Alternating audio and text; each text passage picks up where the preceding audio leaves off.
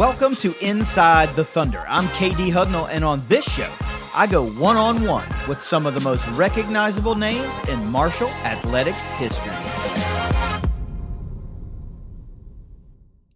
He was a 6-year player for Marshall from 2017 to 2022, playing 54 career games for the Herd. Of his 48 career receptions, 2 of them are probably 2 of the most important in Herd history, and he easily has one of the top 5 all-time touchdowns scored for Marshall. Today, we're going inside the Thunder with the big fundamental, Devin Miller.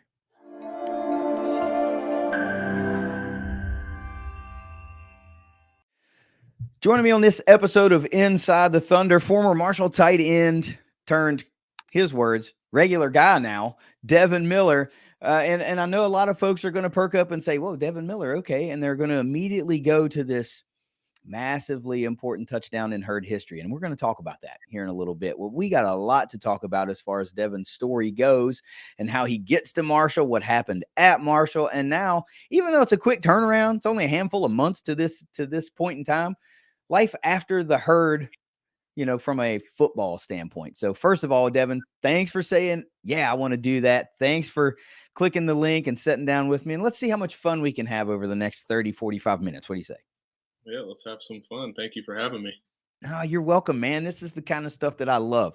And I know that Herd fans love, right? Because we don't often get to talk to our guys, just kind of in a casual setting. So let's talk about it, right? And I always start from the beginning because, as I told you before we started, everybody loves to know how our athletes end up at Marshall. And in doing just a little quick bio research, New Jersey guy, right? From, God, you have to say the city for, I always screw it up, right? Is it Metuchen? Is that how you say it? Metuchen. Metuchen. Okay. So if I'm not mistaken, at one point in time, there were like Ford Mustangs coming out of there or something in the late 60s. Like those Metuchen cars are kind of sought after. I'm not sure about car history there. I know it's some sort of Native American origin to that name, but there's like a Chief Metuchen. But Yeah. when you say Chief Metuchen, it's Chief Metuchen, but now everybody calls him Metuchen. So Right. Okay. Well, I'm a Mustang guy, and that's why it sparks in my head that city. So when I saw that, yeah, there was a plant. Yeah, there was a plant in Metuchen, and those cars are kind of sought after in the kind of collector's world. So a little bit of history there that kind of crosses borders, other than Marshall, but a little bit of a link there. For folks that have known me for a while, they know there's a 1966 Mustang sitting in my garage, but it's not a Metuchen car. So, but anyway, so let's get to the daggone recruiting story. That's what people tuned in to listen to. They didn't listen to me yammer on about a damn classic car. So how is it that you end up in Huntington, West Virginia from New Jersey? That's not an area that historically I can recall Marshall recruiting heavily. So what pathway led you to Huntington? So originally I was committed to the University of Houston, and my ties down there were like my family's all from Oklahoma and Texas. So once I started getting a couple of looks and I started doing camps, I told them that I was interested. A couple things happened, and I did a camp down there, and I committed. And then once Tom Herman left Houston, and I'm not sure who took over. I'm forgetting the name. But once they took over, they didn't want to take 2 tight ends. They wanted to take 1, so they kind of kicked me to the curb. And Marshall was there. And Marshall didn't come until after signing day, so I kind of had the anticlimactic signing day. Yeah. Where everyone was like, "Oh, what happened to the Houston thing? What happened to this?" Even though I was committed my junior year of high school. So after signing day, Marshall contacts me about being a blue shirt, which is something I don't know if anybody's ever heard of, but I didn't hear about it until it happened to me. And I came down on one visit in the winter, saw them work out, saw the facility, saw everything. I was basically sold then, and then they kind of had me come down for a spring practice, and I signed like in May or something weird like that. I think it was I might have signed on that visit, so it was probably March. But I became a blue shirt in March, and I was down there in July. We graduated super late in New Jersey high school, so I graduated June 23rd and was down by July 11th working out with the team. Wow. So it's like a really quick turnaround. You're talking about like 2.5 weeks from high school graduation to showing up on campus, which is pretty Yeah, unique. I've never really heard of that before, but look, I don't know the lineage of coaches at Houston either, but it makes me think that it was um, Tom Herman left, and then they may have hired Dana Holgerson from WVU. yeah. I think there was somebody in between. There The may have name been. Major Applewhite, is that a name? Oh, Is that a well, coach? yeah, he's a coach. He used to play quarterback when I was a college kid. He played quarterback for Texas, and I think Yeah, he was maybe the OC there, but I don't know. He may have been the head coach, but I I think he don't know. took over for like a year before that. I don't know, Okay. but ultimately Houston didn't want me, and I'm glad they didn't because I ended up at Marshall. Yeah, So so the herd gets the benefit of all that. But that's kind of a wild trajectory, even though your family is from that part of the country, right? And you end up in New Jersey, you still kind of want to go back to that Texas, Oklahoma area. And then ultimately the herd wins out. And you kind yeah, of beat me to the punch, right? Because I always ask folks, like, when you finally take a visit or you show up on campus and you lay physical eyes on what's going on in Huntington, everybody has that one moment. And I guess maybe you didn't really fully answer it. You just kind of tossed it out there. You said that sold me. But everybody has that one singular moment in time to where the decision is like in your head, you've made it. And you're like, that's what I needed to see. That's the feeling I needed to feel, whatever it is. Do you remember what that moment in time was for you that made you think, yep, Marshall's the place? This is where I want to be? well, when I sat down with Coach Legg originally, because Coach Legg was there when I first got there, um, he was showing me Ryan Juracek's tape and how much he was getting the Yeah. ball. So that was definitely cool to me. Definitely wasn't upset when Juracek was, I think, was probably the leading receiver at the time, coming off the 3-9 year before I got there. And yeah, I saw all that tape, and he showed me Gator Hoskins a little bit, and he was like, "This is Yeah. my offense. This is what we do. We use the tight ends a lot." Showed me Fro a little bit. He gave me the full rundown. If you know Coach Legg, he can talk about anything for a while. He knows a lot. So um, yeah. So after seeing that combined with I saw they had an indoor while it was snowing that they were running in. I was like, I won't be running too much in the snow. I went to a couple schools that didn't even have indoor facilities that are quote bigger schools, but Yeah. I saw that and I really Coach Legg kind of after he told me what the tight ends are expected to do in their offense, I was like, I'm in for this. I'll work to be like this guy. If I could be like Juracek one day, I don't think I got the stats to be like Juracek, but he was cool to watch my freshman year too. So. Yeah, man. Like Marshall's got a long history of utilizing the tight end, right? You tossed out some great names. Like, we just did the breakdown on the regular Thundercast or the position group breakdown for looking ahead for 2023. We just did wide receivers and tight ends, and there were a lot of comparisons made to some of these guys that are still on the roster, and we toss out names like Xavier Gaines. We toss out names like Ryan Juracek and Gator Hoskins. Like all that dude ever did was catch touchdowns. Jiminy Yeah. Christmas. But you're right. You're going through the recruiting process at the time where Marshall is heavily utilizing the tight end. You're talking about not just Juracek, but also Armani Levias was a heavy part of the offense at that time. So Yeah, I could see how that would be appealing, right? If I were a yeah, tight end, I'd be like, hey, you guys actually throw to the tight end? Damn. All right, I'm in for this. yeah, And that's another unique thing I want to talk about. Like you said, Coach Legg was there when I was going through the process. Yeah, so he's on his third stint now. So wait, he was there when you got recruited and then left, and now he's yeah, back again. So yeah. that that He coached me 2 times. I don't know if he was gone. Yeah, it was just 2017. I think was his last year, and of Mhm. the probably his second stint. Mhm.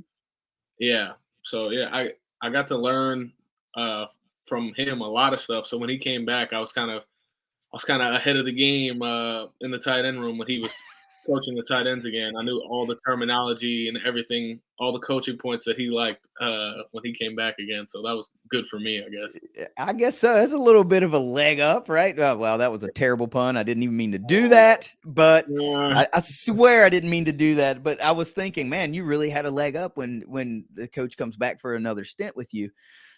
And you talk about these facilities. Marshall tries really hard to put a good product on the field, and we all know that the facilities go so far into making that happen. And I think a lot of folks will appreciate you saying these quote unquote your words bigger schools don't have some of the things we have. A lot of times, I think maybe Herd fans don't realize some of the benefits that we offer our student athletes. So to hear it come from a student athlete, it drives those points home a little bit. yeah. The standard's set really high around here, so people have a lot of high expectations. So they want us to keep up with the best of the best. Well, we know that. We know that, I'm a student of the 90s, and I know that decade kind of gets driven into the heads of probably everybody that puts on a green jersey, everybody that puts on the white helmet. You're like, this is what we were and can be again. I mean, talk about high standards. It's easy to be a ruined, spoiled Marshall fan if you came up during that time, right? Yeah, Because yeah. I can tell you, as an undergrad, I as a was gonna say student, now, Coach Chapman, Coach Morse. yeah, those I was guys gonna were say Coach Chapman, in it. Coach Morse, They weren't. they know all the time. Yeah, they weren't just there. They were putting those dubs on the Yeah, scoreboard or in the win column.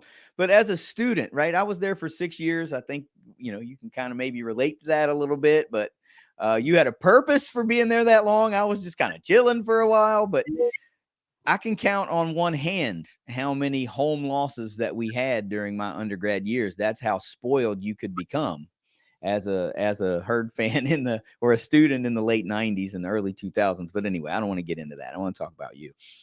Let's talk about some of those things though, because you're kind of sort of fresh off this career, so not everything is you haven't reflected on time in college for like a decade, like some of the other people that I've talked to, right? So if things are really kind of fresh, and I know you'll grow to appreciate your years at Marshall even more as you get older, because we all do.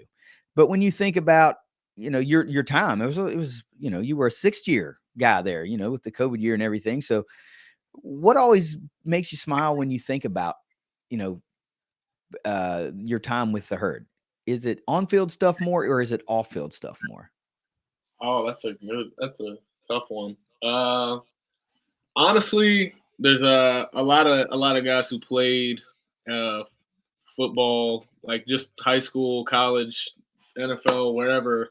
Those moments you spend like just in the locker room or in the meeting before the meeting, those make me smile the most. I mean, some of the wins obviously are you'll smile at and talk about forever, but if you could just get like 1 good hour once you're done back in the meeting room in the locker room, like you mentioned X and Armani, like those two guys back in the day, two of my favorite guys to be around for sure. We chopped it up a lot. Even like all the coaches I had Coach Goebel and Coach Siegler, spending time with them, chopping it up, Mm-hmm. just talking ball and just shooting it, man. It was a good time. Man, you've been around some really good personalities, not just great coaches and great players as far as the Herd goes, but some really good personalities. And I don't even know these people, but just from their personas on the social media where, I do the majority of my interacting, they just seem like great guys to just sit around and talk to or just spend time with. And I can totally dig it, man, being in the locker room, like away from any cameras, away from any mics, where you can just be you. And, I mean, just be a college kid, be a regular college guy for a little while around your friends. I totally get that, man. I totally get that.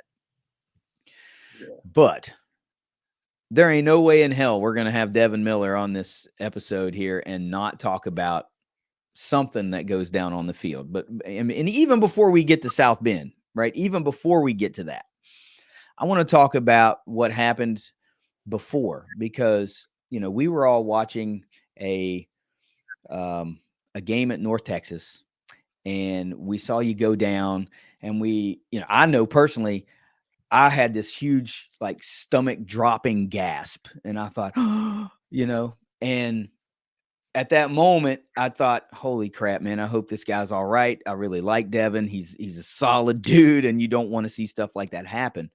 And from that moment on, it became for me personally like I want to see him come back and I want to see him have a freaking great curtain call type season, right? So let's go back even just for a minute. We don't have to spend a lot of time Yeah, on it, but this is part of the Devin Miller story, right? This absolutely. comeback and this rehab and then getting ready for this, what put you in a position to be in South Bend to do this. So when the Herd has this great game in North Texas, they go down there and just beat the brakes off of them, off the Mean Green, but it's a little sour for you. So can you walk me through, not just the injury, right? But shortly after, what was your mindset? Were you like, this ain't keeping me down? Like, what was the mindset there for you after that? Yeah.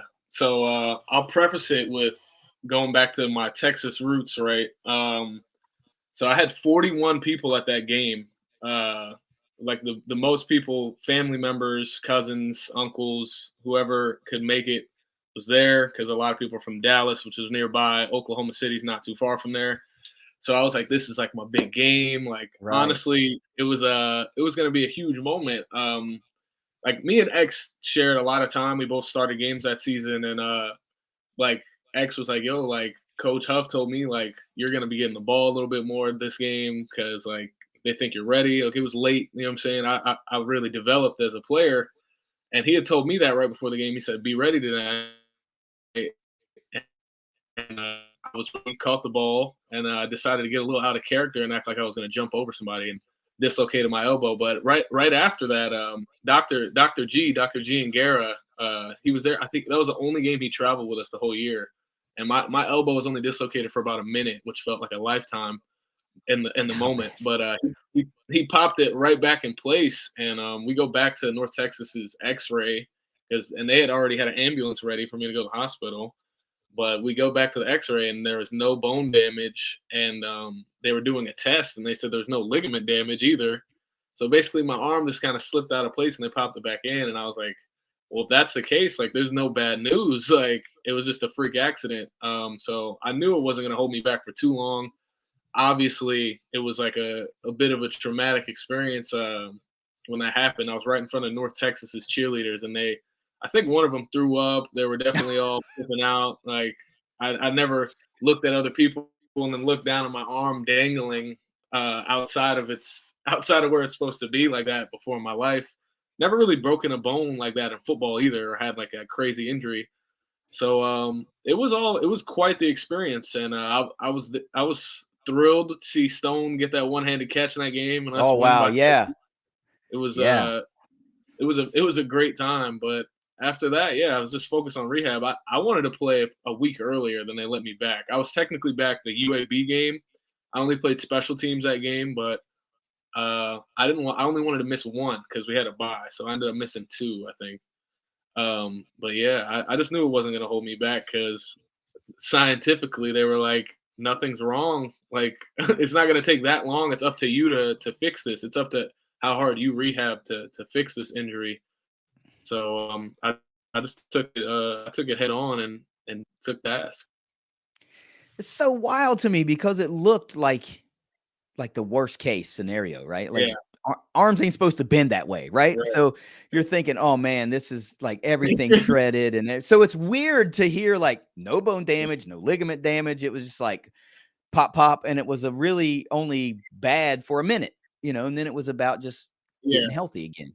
And I couldn't remember. I knew you would remember, obviously, because it was you, but I couldn't remember how much time you missed. But in my head, it seemed like it wasn't that long for this type of injury.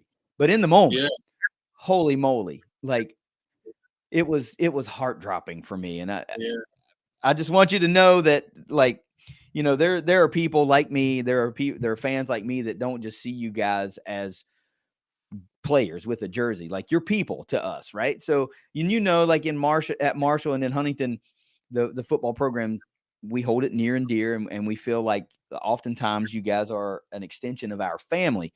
So it was a concern for your general well-being. It wasn't a concern for like, oh great, now we're down a tight end. That yeah, never crossed my mind. It was like, holy crap, I hope this kid's okay because that looked terrible.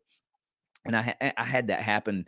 My own son had a horrific injury when he was younger, so I'd been in that fire before, and it was scary.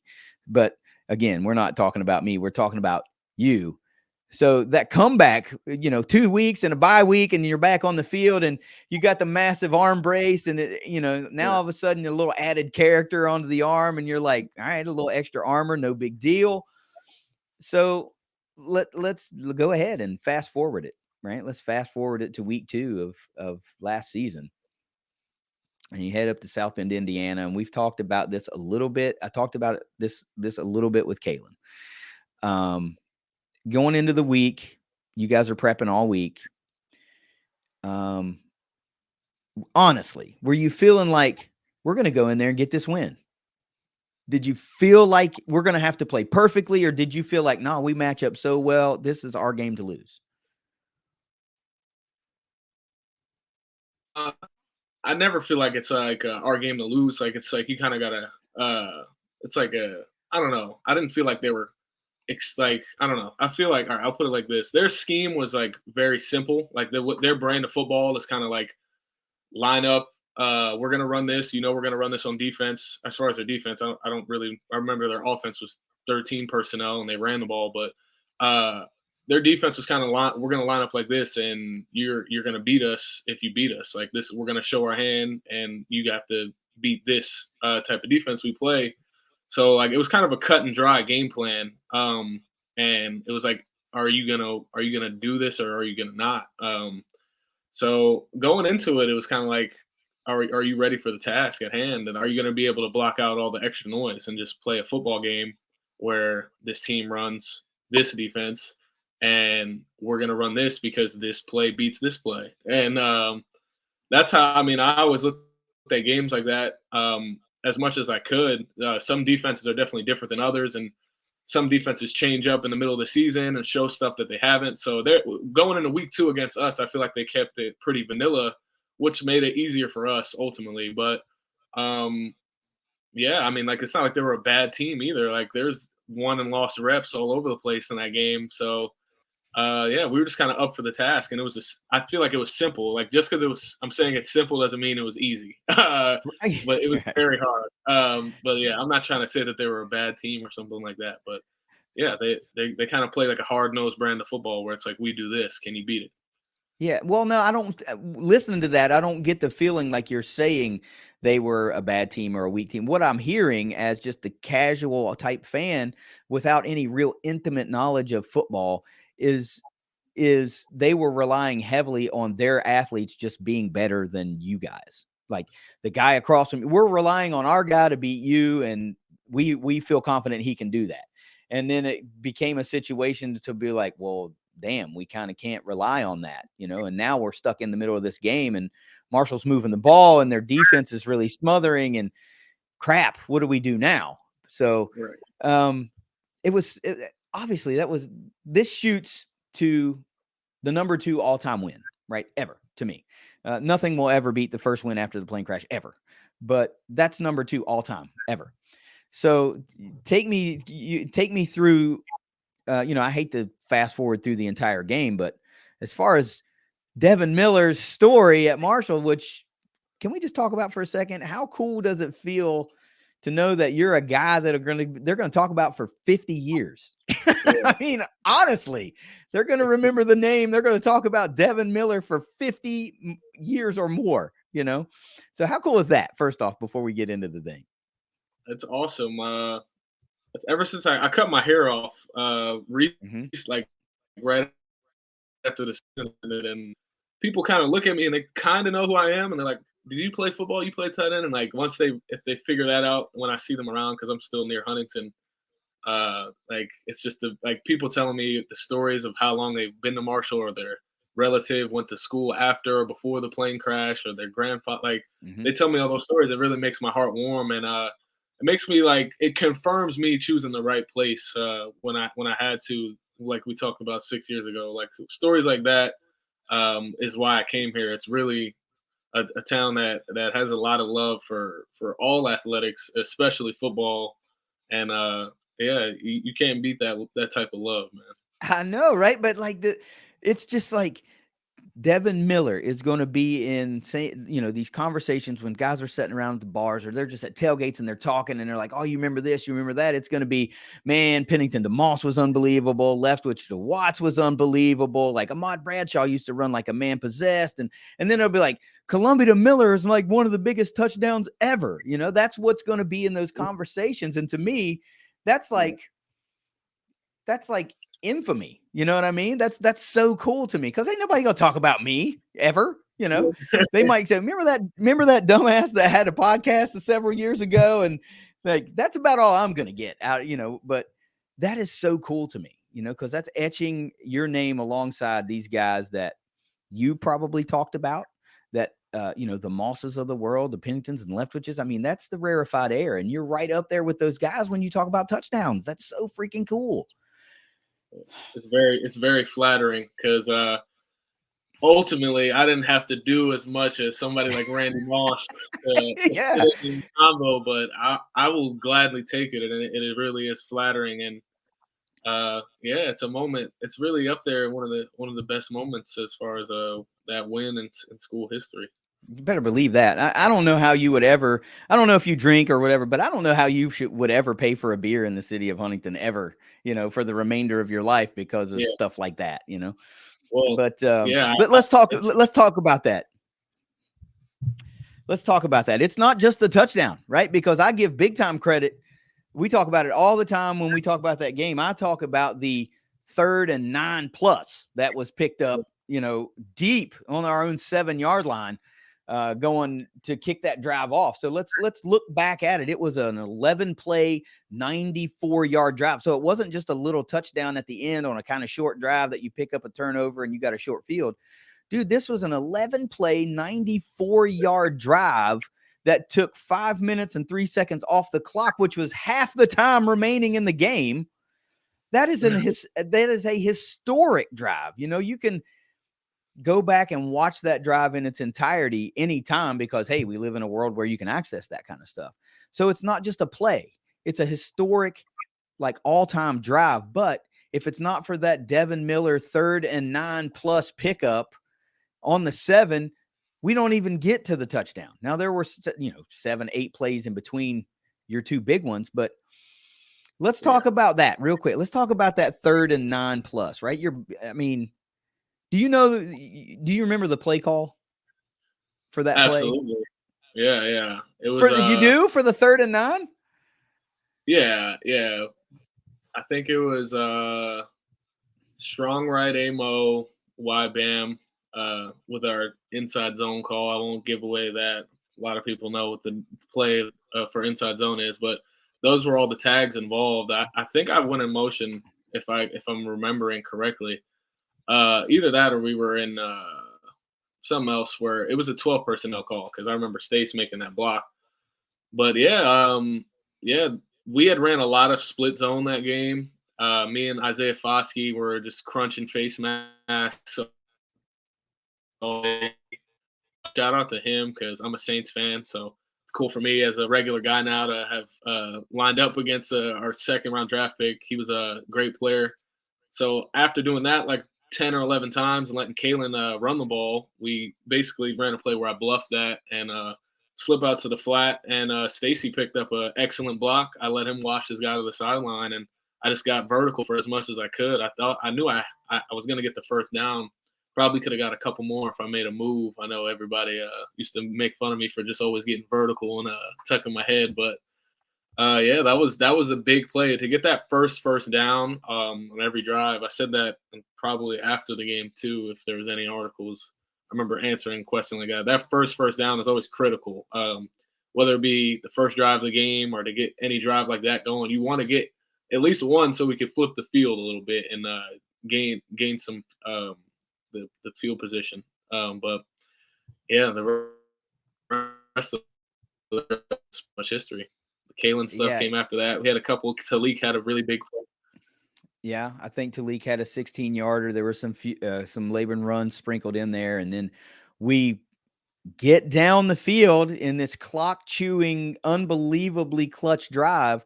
And let's face it, leading all the way up to that, Marshall had not played a perfect game. There were some, some miscues here and there, and bad punt, and so Marshall didn't play a perfect game for everything to go right. You, like we were talking about before, you just go in and you match up and you compete, and that's why I felt like as the game went on, this one wasn't going to slip away. But of course, I don't think anybody going into that would go, yeah, they're going to march 94 yards to take the lead in front of 70 plus thousand people, 95% of which are going to be Notre Dame fans. I mean, that's all time stuff. That's Hollywood type stuff, right? So we get all the way down and you're staring at a 3rd and goal again. So 2 massive third down plays on the Devin Miller resume. So take me through that one, right? This is the big one. This is the one that everybody will talk about forever. Everybody's going to save that video clip on their camera roll so they can look at it and just feel great. I mean, I do that. I have it on my camera roll. So it's a 3rd and 3. And how do you not essentially be accounted for? How did they forget about the big fundamental? Uh, they were running man and cover one probably. That was what they like to run a lot. And I was just like I was kind of a late read. I was really a zone beater on that play. And they had covered the primary route really well. I think it was Chuck Montgomery. They had covered all the man beaters pretty well, and I wasn't supposed to be really doing anything except taking up space or finding open space in his own. Kind of physical with their safety at the top, and he kind of touched the ground like it was right at the top of the route. I was at the goal line initially. If you watch the play, I just kind of ran into him and hit him as hard as I could because I knew it was man. And once he had lost a step and stumbled, I saw Henry rolling out and waved my hand in the air and did the little fighting Irish pose that everybody. And, yeah, I enjoyed the silence of the crowd, but I actually scored right in front of the Marshall boosters area, and then on top of that was the parents section. So I found where my parents and brother were at, and my brother's pregnant fiance was right up there too. So little Mariella was at that game, and she'll never remember it, but she was there. Well, like I said, living in the world we live in now, you'll be able to access all of those plays and say, well, you were there, you just didn't know it, but here's what you were a part of. Man, Yeah. what a great kind of exclamation point. That was so early in the season, and I'm not trying to give any indication that the remainder of the season didn't go well, but man, what, from North Texas to that point, I mean, does it get any better? That little 3-yard touchdown lands you in herd infamy, really, forever. Guys like me and thousands more like me will talk about that forever, man. It's just so freaking cool. What a game. You talked about North Texas was supposed to be your big kind of homecoming type game. And to have that one end up the way it ended up, and then to have a quick turnaround and have this one at Notre Dame end up the way it was, where you made several big plays that led to a herd touchdown. That's got to feel good, man. That's got to be a little bit of vindication that the hard work was worth it. Like everything was just freaking worth it. You know? Absolutely. It felt great in that moment for sure. So I mentioned the big fundamental a little bit ago, right? That's what they called you on the broadcast even several times. If you've gone back and watched that game, it's obviously on Peacock. If you have Peacock, you can watch it anytime you want. But they call you that during the broadcast. You've got the track out, the music track out, called the Big Fundamental. I listened to that. You used some of the audio in that from the game, I think, and let's talk about that for a little bit. Let's talk about this creative side to Devin Miller. Give folks that are listening, tell them all about it. Tell them where they can find it, all that good stuff. Yeah. So I started releasing my music. I've always been into music for a long time. I'm a rapper. I make rhymes go together in melodies. But I started releasing the music once the NIL stuff came out because I wanted to make sure whenever I dropped my music, it was under my name. And once I got my name back from the NCAA, I decided to go on with it and drop my first track in 2021 called Mo. Yeah, the big fundamental. I think Coach Siegler and Coach Cramsey coined that name originally because they just said I was a fundamental guy, just try to do everything the right way. And announcer against WKU, I think, used it first on broadcast. And people started calling me Tim Dunk, Tim Duncan, big fundamental. All that goes together. But yeah, the music stuff has always been a part of me, man. My dad worked at the Source magazine. It's a hip hop magazine from the '90s, and he always kept me around hip hop. And I always knew I wanted to be creative and make music on my own. So I'm gonna definitely be pursuing that, calculating a nice plan, and gonna roll out some music here shortly. Definitely in the upcoming months, some more stuff for people to hear what I've got in the vault. You know. Yeah, I mean, you can find the big fundamental on Spotify and all the streaming platforms. It's out there. You just search it. Now, if people are going to search by artist, what are they going to search for? They're gonna search for Devin Kirk. Kirk is my middle name, See, so Devin Kirk Miller is my full name. So Devin Kirk is the name I went with because I got my name back and I wanted to use my image and likeness too, and get some stuff rolling on that. Yeah, all platforms though, even YouTube, SoundCloud, Amazon Music, you can find it there. hey Alexa, play the big fundamental by Devin Kirk. It's Mhm. that easy. No, that's so cool, and it's weird for me to hear somebody say I got my name back from the NCAA, but we know that's kind of what it was. But such a clutch move, tactically waiting until that happened so you could use, your actual name to get out there. That's pretty good, man. I listened to the track before we got going, so I'm throwing support too. I'm trying to do my part. Um, I'm telling you now, I hope you're working on some sort of game day anthem for the herd. We had a wide receiver from several years ago by the name of Demetrius Doss, who was also a rapper and artist. And he put out a song. Gosh, it's probably, I don't know how many years old now, 10, 12 years old. And it's around. You can find it on YouTube. I think it's called the Chorus of Victoria or something like that, like the Marshall version. But anyway, it talks about the thundering herd a little bit. But hey, man, we need something that's going to be blasting through the sound system at the Joan on game day, right? So I guess you're tasked with hooking that up for the time being. I don't know, maybe you got something in the works already, but I'm just tossing that out there. We need some kind of flavor at Joan C. Edwards Stadium from one of our own. Yeah, I could see that happening for sure. I got some nice wordplay for a lot of the different guys on the team that I could come up with. For sure. So let me get just a little serious for a second. We've talked so much about your journey and your and gosh, how we not going to talk about Notre Dame, but I got a couple of fairly serious questions that I like to ask that cause a little bit of reflection, but I feel like it's useful because you never know who's listening, right? And there are kids that are going through the process that you went through 6 years ago and are probably going to experience a lot of the same things that you did. I had an offer here, I was ready to go here, and all of a sudden things changed. And I not really lucked in, but I found the place that I was truly meant to be. So let me take you back to your freshman year in college or your senior year in high school, that whole, process. What advice would you offer to yourself as a high school senior going through the process, or even a college freshman adjusting to college life?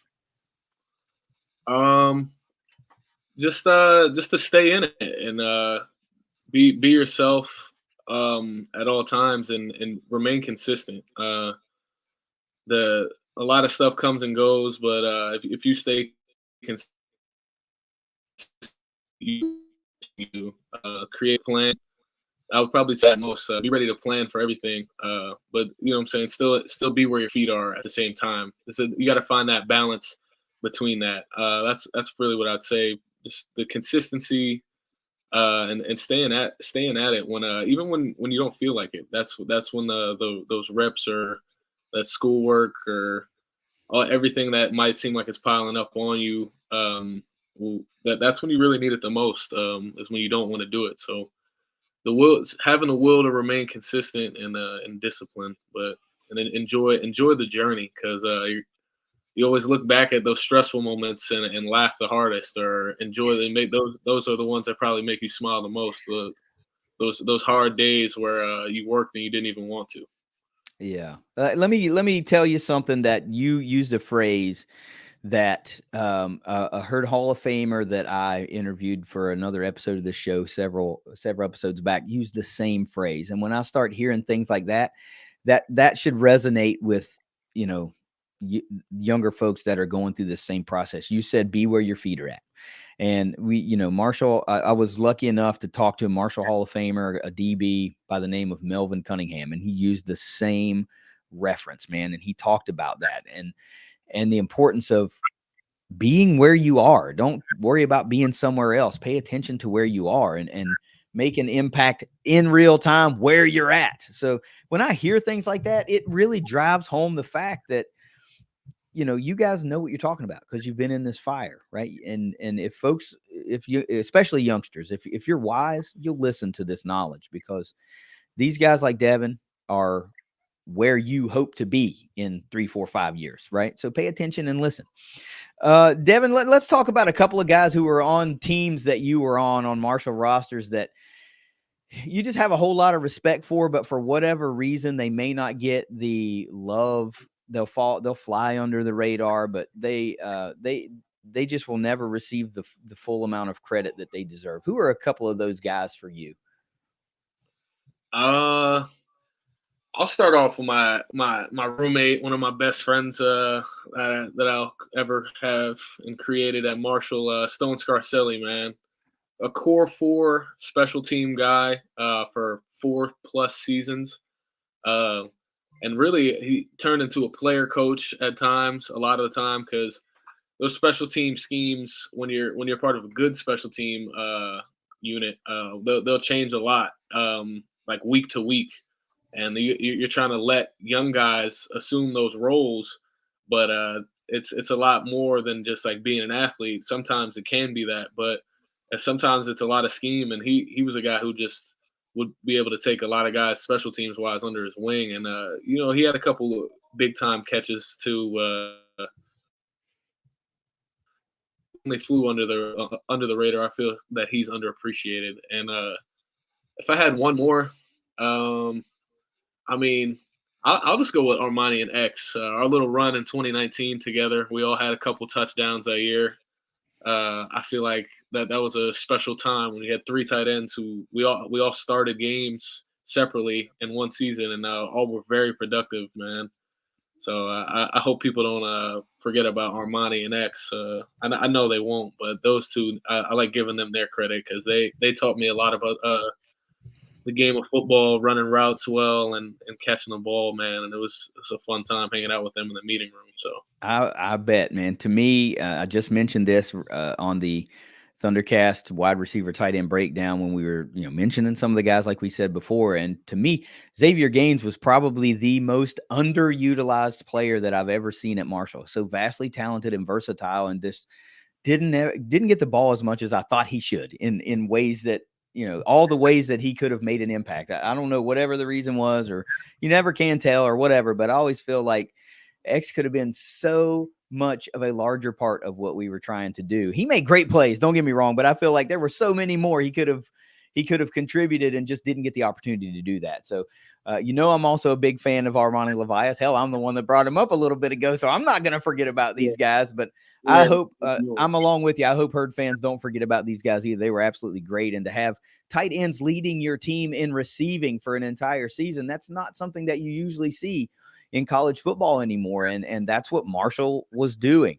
My co-host on the Thundercast uh, used to call Stone the microwave, right? Because as soon as he would get in the game, things would start to heat up. It didn't matter if it was necessarily him that was the focus, but he would be right. lined up and then bam, it would heat up. Or maybe it was him that made that beautiful catch like you were talking about against North Texas. And so I thought that was one of the coolest, most unique nicknames. I mean, Russ is always good for a nickname here and there, but the microwave is pretty cool because he's right. Once Stone was in the game, things started to heat up immediately. Let's get a few more in here, and then I'll give you Yeah, your afternoon back. Right? I'm not trying to keep you forever because, hey, man, maybe you want to come back and do this again when we have just more time to chop it up and just hang out, and we don't have to necessarily talk about any one thing because I'm having a great time. Um, but I can't get you out of here without talking about this because we've already talked about you having Bill Legg as a coach 2 separate times, and Coach Goebel and Coach Siegler both coaching you. So you've had a lot of tight end coaches um, over your career at Marshall. And absolutely. they've all got them. They've all got them. They've all got these coach sayings, these things that they scream at you a million times that you'll go to your grave saying, either to your children, or if you get into coaching, you'll say it to your players, or if you're in a managerial role, you'll say it to your employees. What are some of those coach isms, your favorite coach Um, isms from your coaches that you still catch yourself saying?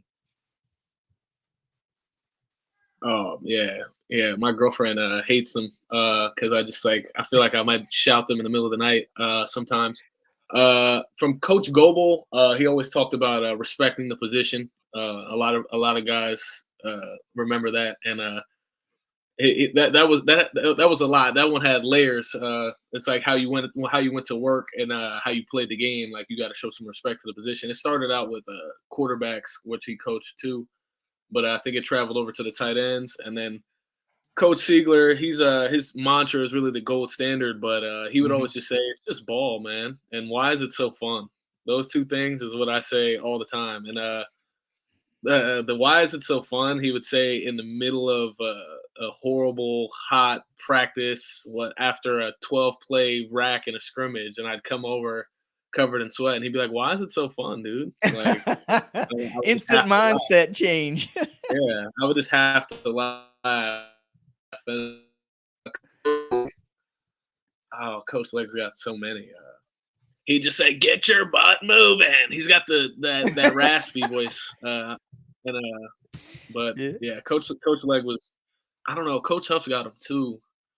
Uh, Coach Huff is just a funny guy. I don't know. He's just got quotable stories. I can't give you one coachism on him, but he's got great Yeah. quotables. I mean, he's pretty much the same in some of those press conferences too. So Yeah. I mean, I've had the opportunity to sit down and talk with Coach Huff several times, both on the Thundercast, and I also, volunteer my time to host the podcast for the Thunder Trust. So I've had the opportunity to talk to Coach Huff, and it's always enjoyable, man. The guy's yeah, he just seems so freaking real, you know. yeah, I don't get coach speak. I don't get we just hoping to make big plays, more plays than the other team and blah blah. You don't get that from him. You get realness. And I love that about him. It's always entertaining when I talk to him. It's always informative too.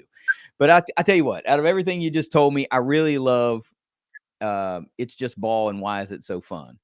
Because I feel like you yeah, can just remove ball and put in any whatever you're doing, yeah, and that works. It's yeah, just work. Why is it so fun?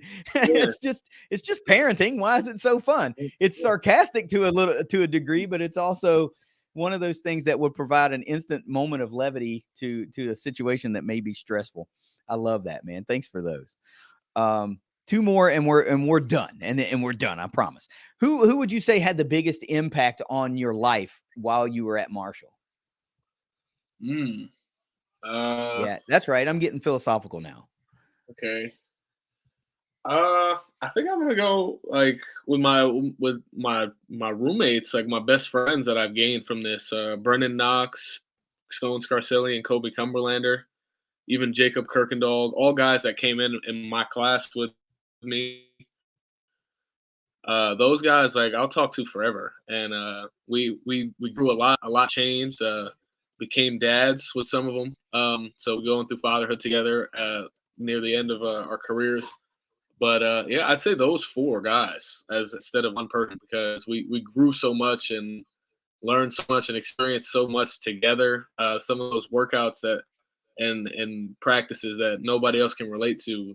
So if we actually have a hard day and call them and I call them at the end of it, I'll know that like they know what's really wrong and how much it would take for me to feel a certain type of way. So Yeah, I can dig that. That's touching. I didn't necessarily need one guy, but that's a great way to look at it. It's like a core group of fellas that you kind of went through the entire career with there, so to speak. I can dig that. Now I know this is a dumb question, right? Because you're so uh it hasn't been that long since you've been gone. So I'd usually ask these guys, and they're 20 years removed from playing ball or whatever, and I always ask them, "Are you still keeping up with the herd?" Well, I know you are, right? Because you were just there. So, what excites you as a guy that was just in the program? What excites you about this 2023 season coming up? Oh man, Rasheen Ali does for sure. Yeah, Watching Owen after playing with Owen and watching him grow up and going to war with him, and he's got the best of me plenty of times, and he knows we've had our battles over 5 years. Watching him play another season, I finally get to call him old man because he called me old man so many times last year. But watching them two and all the guys that I played with, and I mean, seeing what the tight end room looks like for me, I'm just excited to see Toby and these new transfers that they've got. But I'd say Rasheen, not to knock anyone else, but I love to see him run the ball just from the stands. Most of the time I couldn't even see what his runs looked like unless they were 70 yards past me. I want to see these behind the line of scrimmage from the fan perspective. But yeah, him and Owen, man, those two guys, I can't wait to watch them play. Micah, I know they're gonna ball out. I know all yeah, of the guys are gonna ball out. So I guess those three in particular, I yeah. can't wait to watch them play as a. I know. I know that's probably a little awkward because you're literally talking about guys that you know. It's not like I've been a fan for a decade and I don't really have a relationship with these guys. They're just players to me now that I get to watch. But um, I'll tell you what, I have been fortunate enough to watch, Owen Porter from the bleachers for a number of years, and Rasheen Ali both on, TV and in the bleachers. And boy, you're in for something. Because, man, I've seen a lot of guys play defensive end for the herd. I've seen a lot of guys at running back for the herd. And these are two of the greatest that I've seen ever, ever. So I am looking forward to getting your perspective, just maybe in casual conversation. Maybe we'll bump into each other at a tailgate or something, and we'll get to revisit this kind of stuff. And you're like, dang, man, that's like, it is kind of fun just to be a fan. It's kind of cool, because it is very cool. I got to ask you this. I promised you this too, but we just started talking about tight ends, and we, since we just did this breakdown, I counted 9 tight ends on the roster right now. Look, I don't know squat about a roster and its makeup and all that kind of stuff, right? But 9 tight ends seems like a lot to carry. Is that not a lot to carry? That is a lot. That's a lot. I think I have the most I was played with was 7 on the team, but yeah, that's a lot. I don't know. Dang, I know. We were trying to do this breakdown, and I'm like, man, there's just so many guys, and there's not a lot of them. Well, there's like 3 or 4 so that are new to the roster. So it was just, I had to get that take because we were talking about them. We tried to do our absolute best to bring the information out there and stuff, but just I had never seen 9 on a roster, at least for Marshall. It might be a common thing that I didn't know about, but seemed like a lot. Look, this is the last part of the show, and what I always love to do on these episodes is I like to just quiet down. I give you an open mic for a minute or two, and or however long you want to talk, and I just let you say whatever you want to say to whoever you want to say for however long you want to say it, and then we'll wrap up. All right. Yeah, it's definitely been a pleasure chopping it up about ball and everything. My whole journey as a Marshall player. Thankful for it. Thankful for every touchdown, not just the Notre Dame one that I've scored. I'm thankful my last catch was a touchdown in that bowl game, and my first one was the against Ohio to bring the bell back. And I don't know if we'll ever play Ohio again. So yeah, I'm happy I could come chop it up and shoot it with you and talk about some good old ball, man. It's just ball. And why is it so fun, right? No, thank you so much for joining me today, man. We had a great time, and I will tell you this, the Thundercast always hosts tailgates at all the home games. You're always going to be welcome there if you just need a nice, quiet, soft place to land and get something good to eat and have something cold to drink. Just chill, get away from the crowd. We'd love to have you. We're right behind the end zone on the C lot, which is right across from the street from McDonald's, the brand new one that they acquired last year. That's where we'll be again. We'll have a great time. Come over and say what's up. And You're always welcome. Thank you so much for joining me today. I had a great time. I'd really like to do it again at some point. At some point, hell, maybe we'll get you on the Thundercast at some point when we are talking, about tight ends or something like that, and we'll find another love other than just music. Maybe you realize, hey, this podcasting thing's kind of fun too. So, but I appreciate all the time you dedicated to me today, and I'm sure the Herd fans really are going to enjoy hearing from you. Check it out, guys. I am KD Hudnall. That is Devin Miller, and this is Inside the Thunder. Later.